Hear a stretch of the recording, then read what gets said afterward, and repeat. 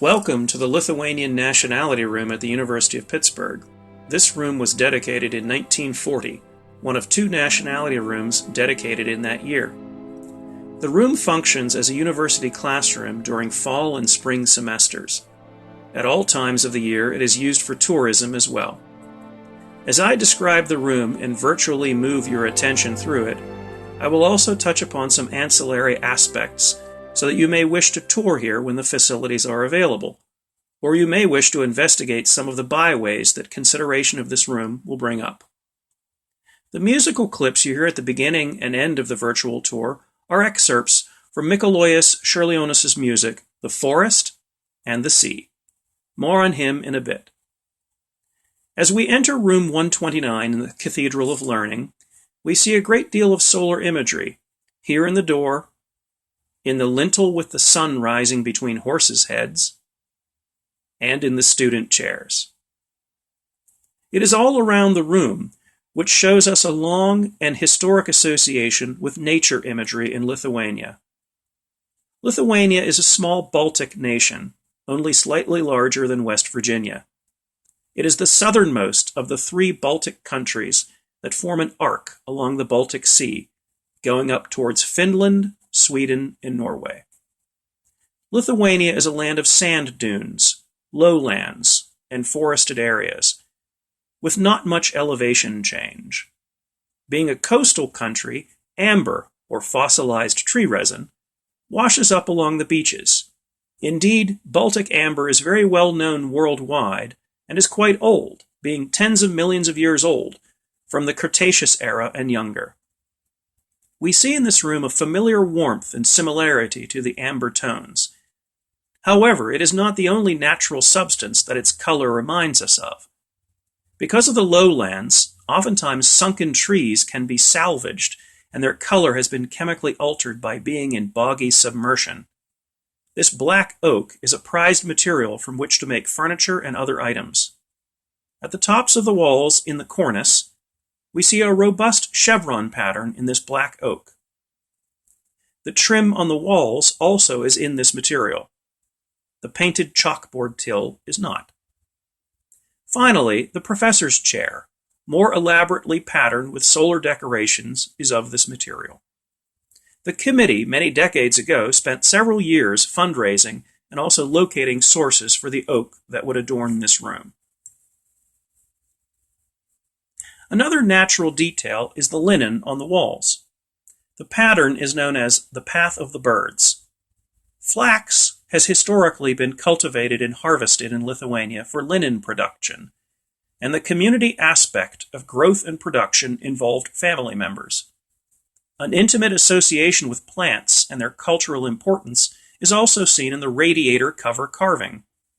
It shows the rue plant's leaves. Rue came to be associated with purity and passage into next chapters of life. For these various symbolic uses, it would be woven into brides' headdresses.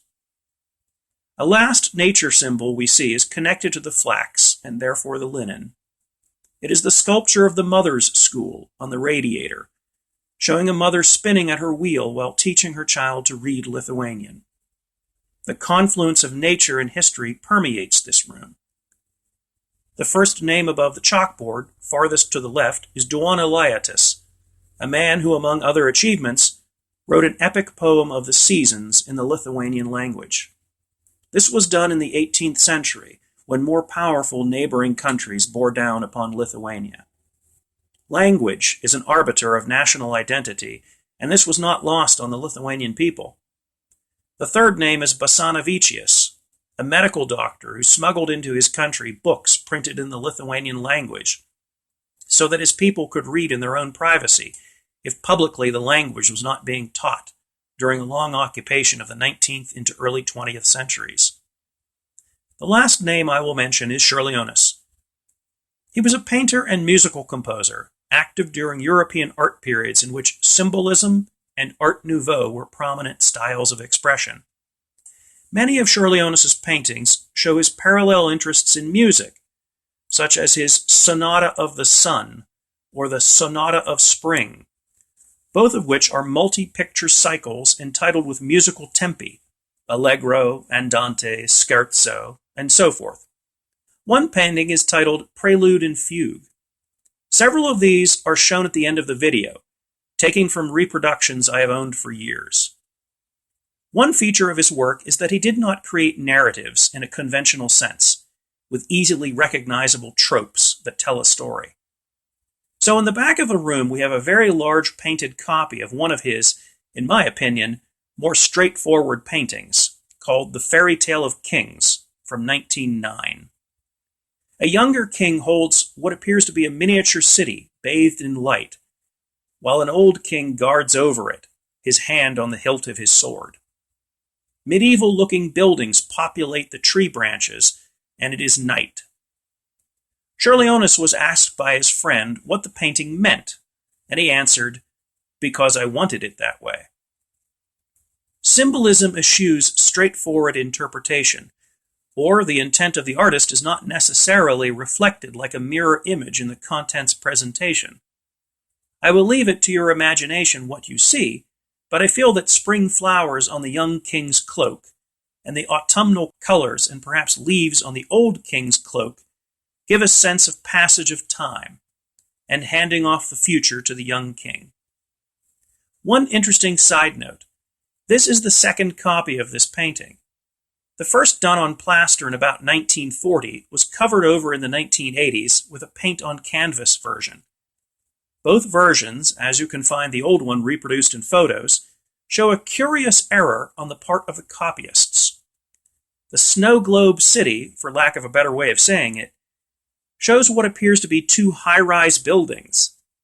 But in Čiurlionis' original, those are the illuminated areas of the tree trunks behind the men. Čiurlionis' preparatory drawing clearly shows this, and that the so-called city is really a small village.